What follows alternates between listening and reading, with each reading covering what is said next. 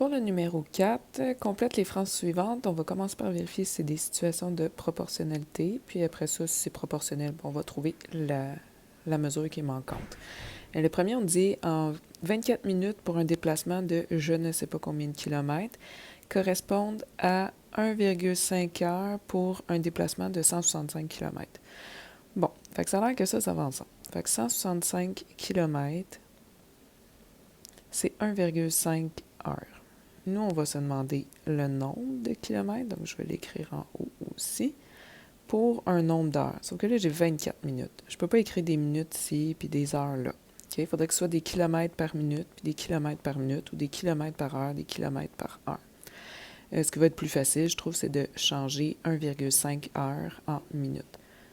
Donc, je vais reculer ici. Bon. Le 1,5 heures en minutes, c'est comme une heure complète qui est 60 minutes. Puis le virgule 5, c'est comme la moitié d'une heure qui est 30 minutes. Ça me donnerait un total de 90 minutes. Une autre manière de faire ça, c'est 1,5 heures fois 60 minutes par heure. Si tu fais 1,5 fois 60, ça va aussi te donner 90 minutes. Donc ici, je vais réécrire mes trucs. 1,5 heures, c'est 90 minutes pour 165 km. Donc 165 km pour 90 minutes. Nous, on va chercher combien de kilomètres pour 24 minutes pour que ça se corresponde. Une manière simple de calculer ça, je te dirais produit des extrêmes, produit des moyens.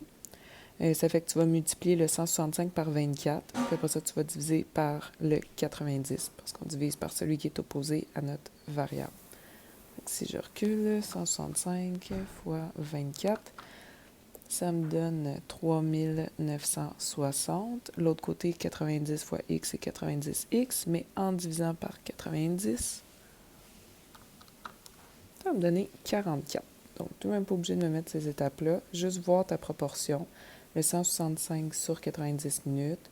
Combien de kilomètres pour 24 minutes? Tu vas avec un x de 44. 44 quoi? 44 kilomètres. Le prochain. 4 heures, c'est pour remplir une piscine de 12 000 litres d'eau. OK, 4 heures, 12 000 litres. L'autre côté, on cherche le nombre d'heures et on sait qu'on a 18 000 litres. Bon, ben, tu peux faire produit des extrêmes, produit des moyens, ce qui reviendra à faire 18 000 fois 4 divisé par 12 000, puis ça va donner ton temps en heures. Après ça, si on te l'avait demandé en minutes, ben, tu aurais fait fois 60 minutes par heure. Mais là, on ne te le demande pas. C'est tout.